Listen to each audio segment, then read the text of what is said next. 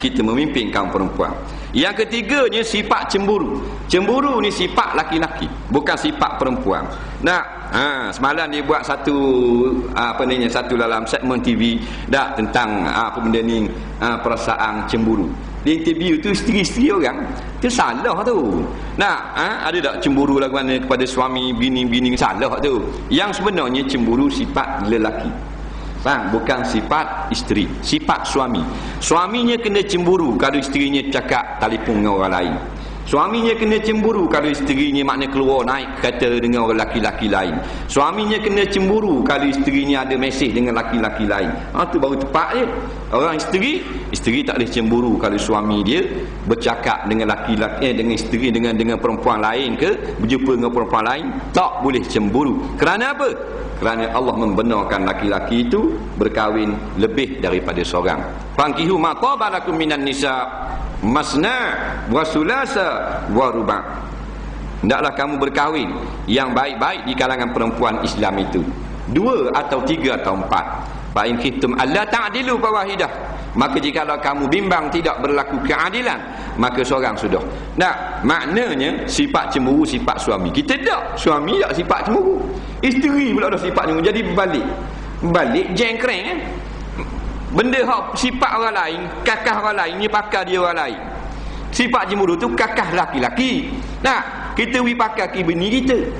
Bini kita tu tak ada sifat cemburu. Dia balik. Jadi peningnya orang tengok. Masyarakat ni jadi peningnya. Tak percaya gini. Baju hak bini kita pakai. Baju kita bini kita pakai. Dah lagi jauh pergi pasar sekali esok. Bini kita pakai kain plekat Haji Melayu. Pakai sokok se. Kita pakai baju kelawar, pakai scarf di atas kepala. Lama gitu, Tok Imam. Nak termotoh tengok muka. Jadi tak boleh. Pakaian tu pakaian zahir, pakaian akhlak itu kok. Orang laki-laki dia pakaian ni cemburu. Sekarang ni tak cemburu, oleh-oleh ada. Dia gata bini dia pula bilatih drama, oleh-oleh ada. Bodoh tu lelaki. Bini dia berlakon drama.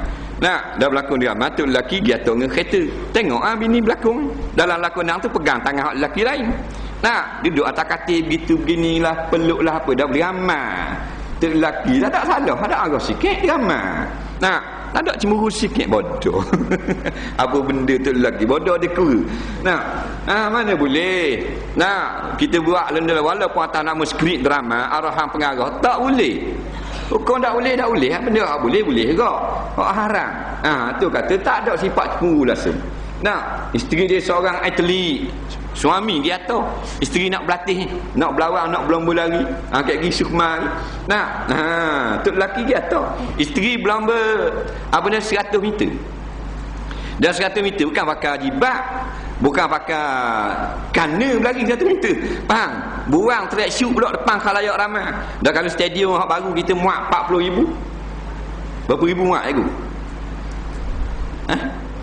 Dia cikgu benda tak tahu benda ni. Stadium pun tak tahu benda. Kata kalau 40,000 orang duduk dalam stadium, dah bini dia pecah keluar tu depan khalayak ramai 40,000 ni, 80,000 tim mata tengok. Ambil dengan kamera pula, ambil dengan video pula, masuk dalam TV, masuk dalam tu, masuk dalam ni. Kalau bertutup aurat boleh tahan kira lagi. Tak tutup aurat daripada pakai track, pakai luar endek. Daripada pakai baju biasa track suit, buka tinggal baju kecil. Baju sukma ada nombor 007 kerpuk. Faham tak? Boleh ada tulis. Baju kecil luar kecil. Tu lelaki dia tengok, sorak pula. Come on. Come on kepala bapak mu kamu. Faham? Bini mu telanjang depan khalayak ramai. Dengan mu masuk petak neraka.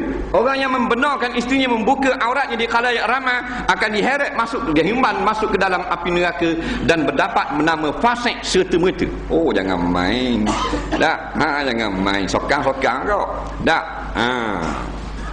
Jadi kita tupang bumi orang, kena ikut undang-undang bumi orang, bumi Allah ni dia ada undang-undang. Nak berlari tak ada masalah berlari, tutup aurat.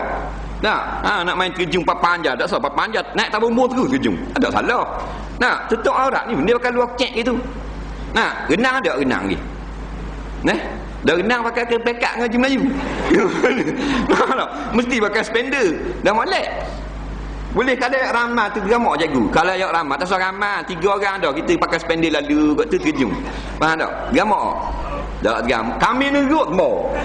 Tak jaya ambil kambing rek, patui pakai spender. Lalu ke depan kalau renang orang ramah, berapak mo. Bah! Bunyi lari. Faham? Memang takut. Dah tu berani depan ngeseluar dalam haji. Bodoh dia kambing.